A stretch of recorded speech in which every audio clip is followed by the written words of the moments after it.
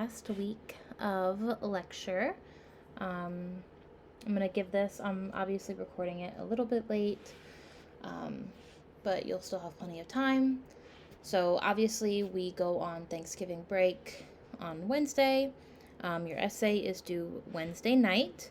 And I promise I'm doing you a favor by not making it due after Thanksgiving. So just turn that in, and then the only things you'll have left are the final homework and the exam. That's it. There won't be any lecture next week, so thanks for that.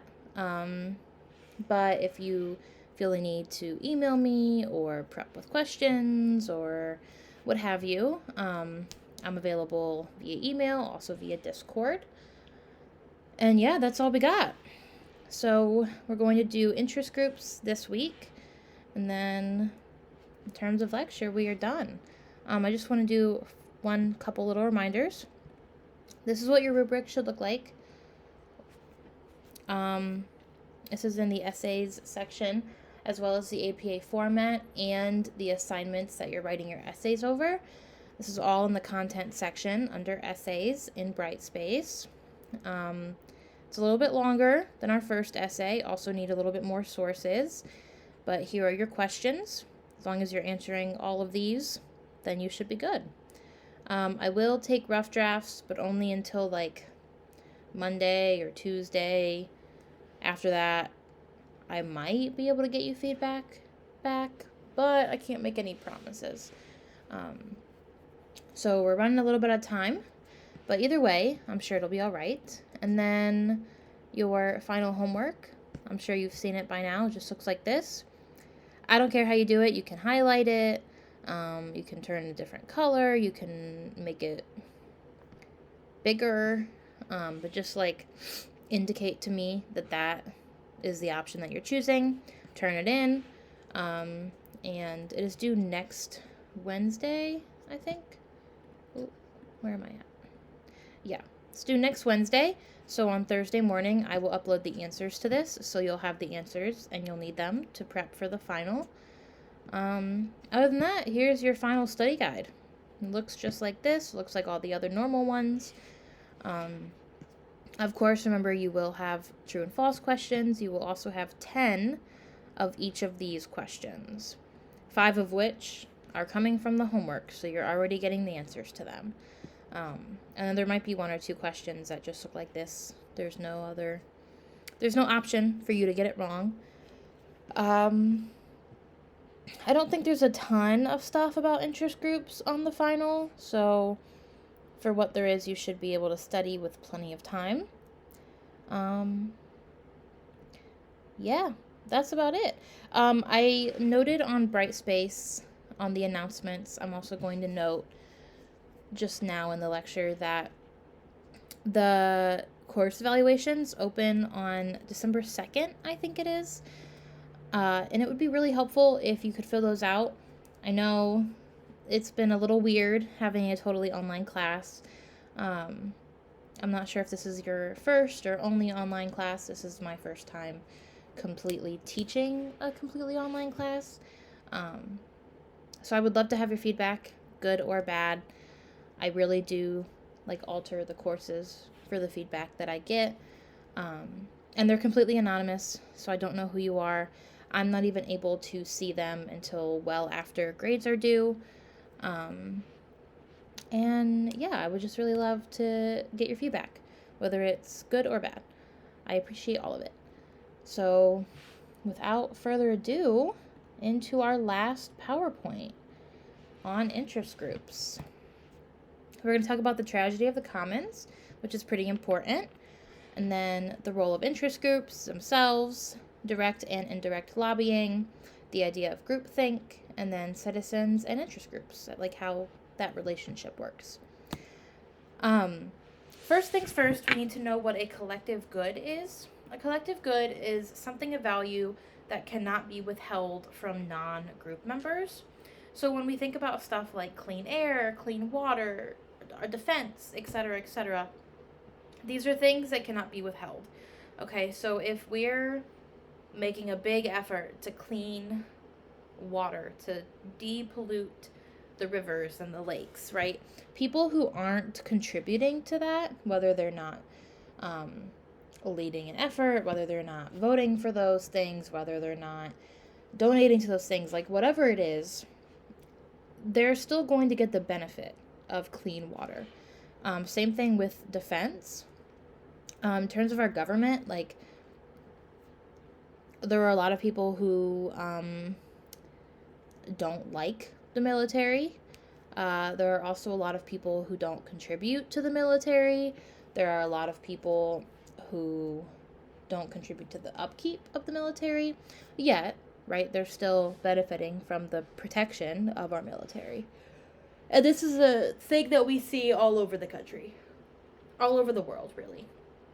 Collective action is a part of this. Collective action is the action of the group to take care of or uphold or maintain that collective good.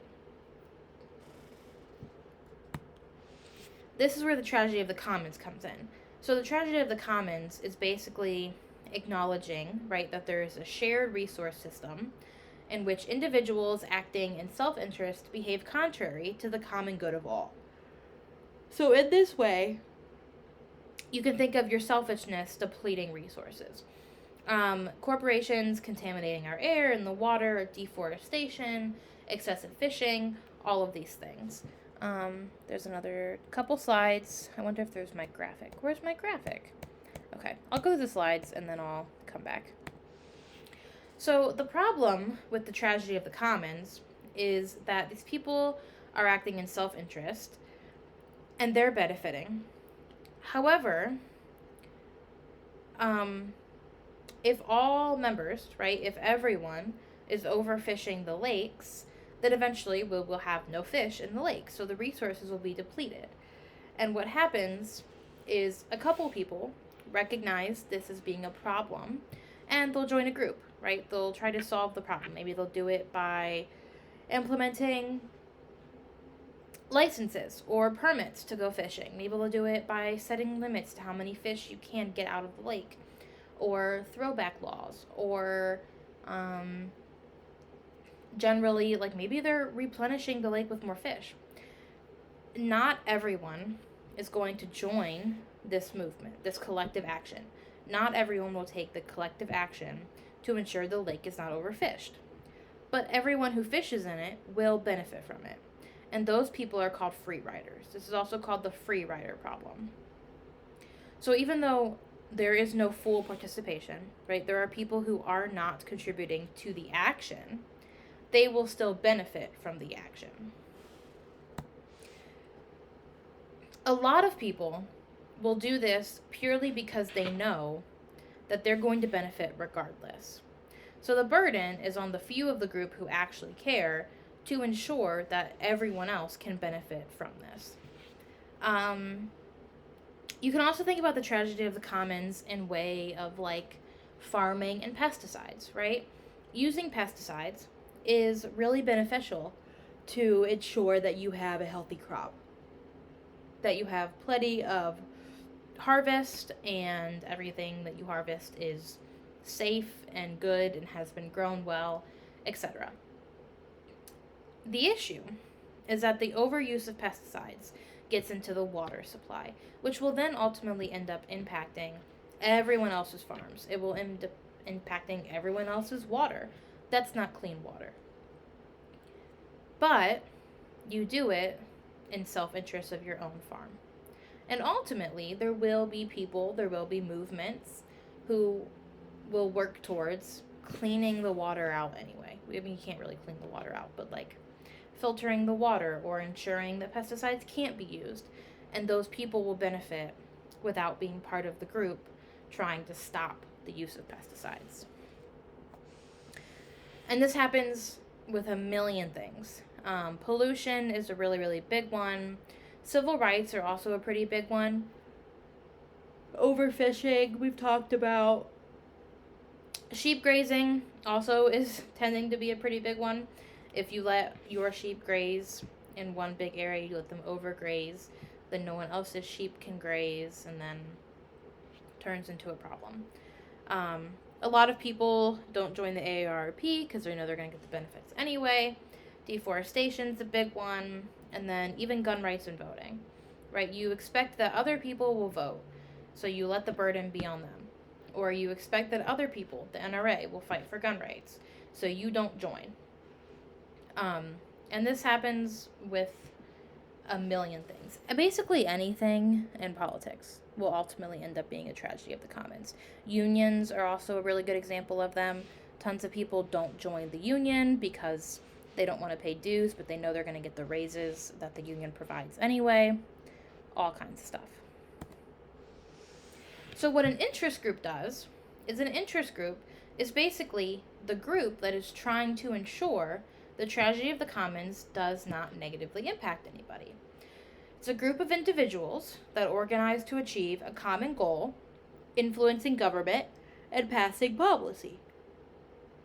They often will do this through a PAC. A PAC, I'm sure you've heard of it, is a political action committee, which is basically just the fundraising piece of the interest group.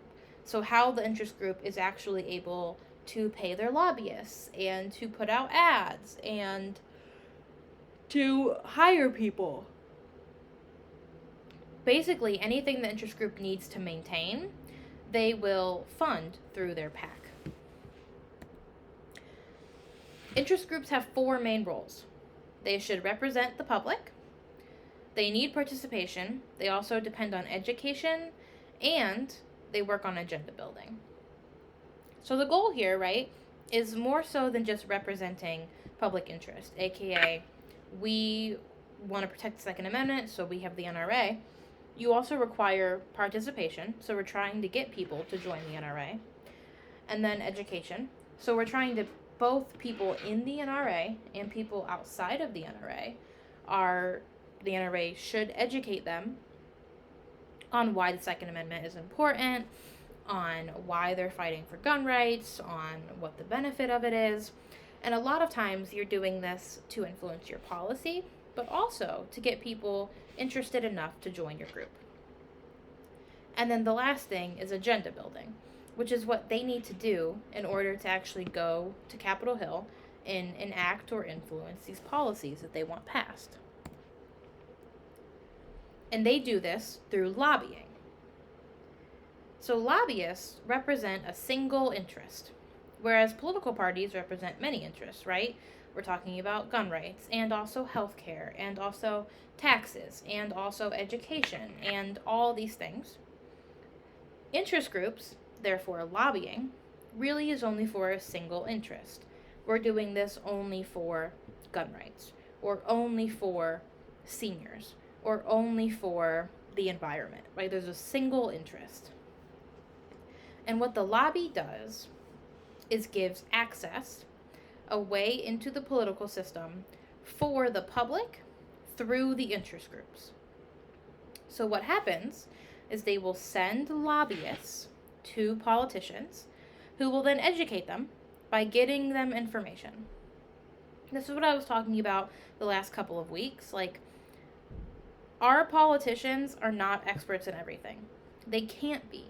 It is unrealistic to expect everyone to know everything about healthcare and gun rights and education and foreign policy and taxes and budgeting and the military and water supply and air supply and all of our NGOs, right? It's unreasonable and it's unrealistic. So the lobbyists serve as educators. Maybe you don't know a ton about the NRA or about gun rights. I'm going to give you my education on it. Ultimately, what's happening is something called direct lobbying, where the lobbyist for the interest group will meet with the policymakers. They have meetings, oftentimes they will contribute money, and they educate our politician on why this issue is important, what are the ins and outs of it, and maybe even why they should vote down or vote with a specific bill that will be coming to the floor. They can also do this through indirect lobbying, which comes from the people. So this happens through using the public to influence policymakers. There's 3 main ways it happens.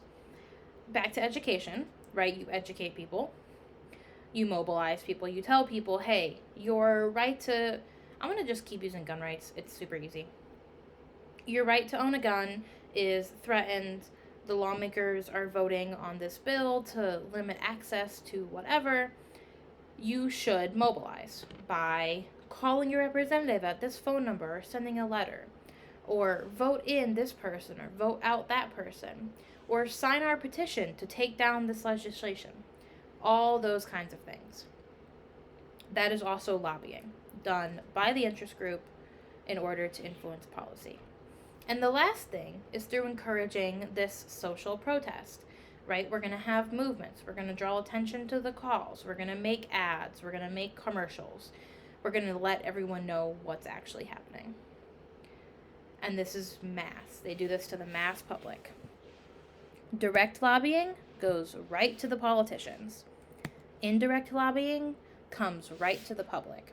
And the hope is that through indirect lobbying that will influence the people, right, who will ideally hold their government representatives accountable, and through direct lobbying directly with the policy and the policy makers, the Congress members, the interest group can either push down a law that they're not interested in, or they can raise up a law that they want to be put into action.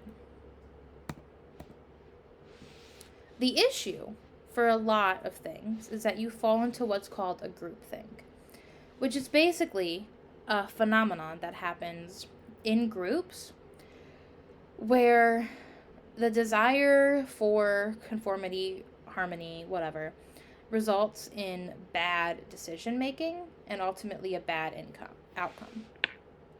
So if we were in person, I would have this little exercise where I would ask you to think of a solution to something, and I would put you into groups. And I'd ask you to think of a solution. I give you 15 minutes, talk about it, whatever. And then I ask you, write what your solution is and how you came to it. And ultimately, what ends up happening is I don't really care about your solution. That's not what I'm worried about. What I would be analyzing is how you got to it. Because in most groups, what you'll find, and I'm sure you've all had practice with this in group projects, is that one person ultimately takes the lead of the group. And everyone else just kind of goes around it. There might be one person who disagrees at first, but then they'll give in. Or there might be one person who also participates a lot, but ultimately there's a leader of the group who's making these decisions. What happens when you don't have someone, or when you have a constant situation of groupthink, is that people get used to this. And you start to just rely on whatever this leader of the group thinks. And sometimes, newsflash, they can be wrong, right? And that impacts not only how policy is made long term, but it also impacts how people think about policy. So the group members will try to minimize conflict by reaching a consensus without evaluating anything else going on. And oftentimes, any viewpoints that disagree are going to be suppressed. So you think about when this happens in government, and any opposing views are suppressed, right? Then there's no one checking what could possibly be a better decision or a better outcome. You're only looking at the one situation or the one solution or the one outcome that is being given to you by the quote-unquote leader of the group.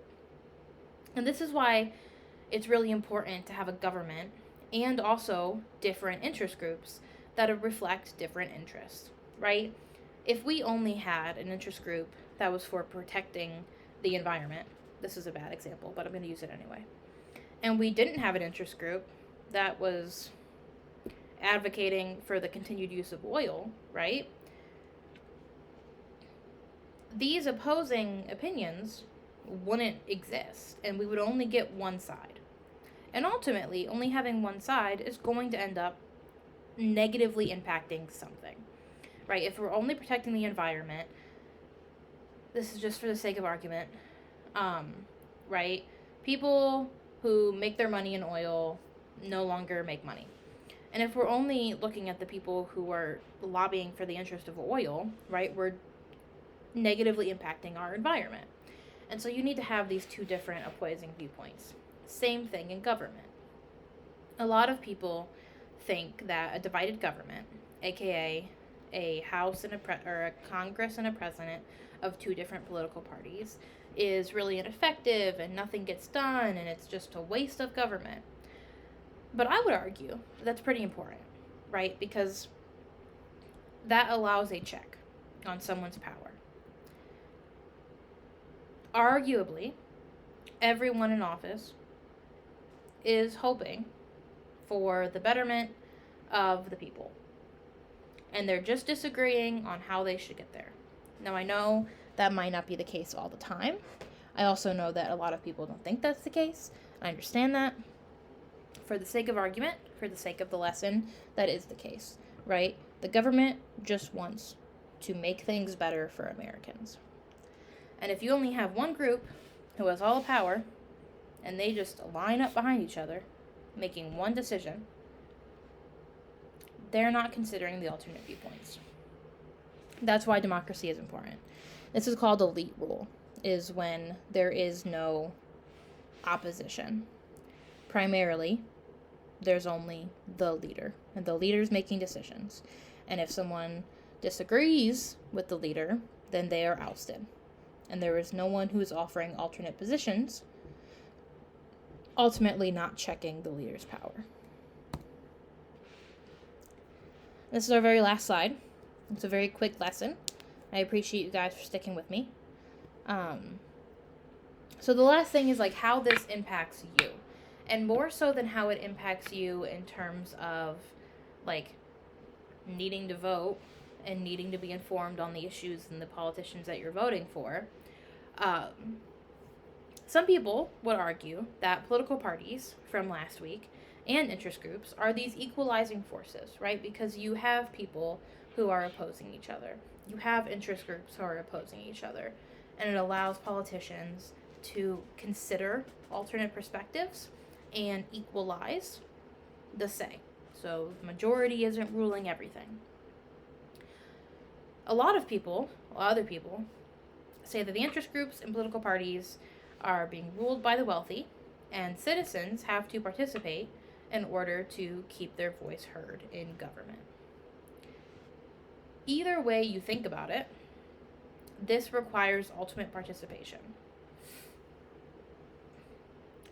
Arguably, interest groups are more efficient than political parties because they only have one issue, right? So while political parties are trying to push an entire platform on every single thing you could think of, interest groups are only pushing their one, right? So they're trying to take care of the environment, or they're trying to protect gun rights, or they're trying to make sure that seniors aren't being abused in society. Whatever it may be, interest groups typically can push their legislation through quicker than an entire political party trying to push all of their legislation. That being said, it still requires that citizens participate, right? Because without membership and without dues and without participation and volunteers, there is no Sierra Club. There is no NRA. There is no AARP. And without people to show up and vote and hold politicians accountable for what they're voting on, the politicians are just going to use the donations that they're getting from the lobbyists to make whatever decisions they want. They being the interest groups. And so that is why it's important for citizens to be involved, even though interest groups are also involved in government. And that is all I have for you. That is the end of our lectures. It was very, very quick. It was a very quick slide. Interest groups are obviously quite a bit more complicated than that. But I think that that's the basics of what you need to know now for how they work. I also think it's more important to connect it to why it matters to you. But there will be some things on the exam about it. I know direct and indirect lobbying is definitely there. I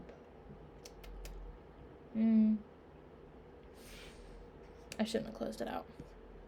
There are things in the interest group slides that are also in the PowerPoint or in the final. But all of that being said, please make sure to turn in your essays on Wednesday. Make sure to turn in your next homeworks next week. There won't be a lecture. Remember, this is our last lecture, but I will send a reminder on Brightspace. And then I will also send a reminder for your final exam. Thank you for such a good semester. Thank you for all of your participation, even though I know it's hard online. Please fill out the course evaluations. Please email me or Discord me with questions about the essay or the homework or the final.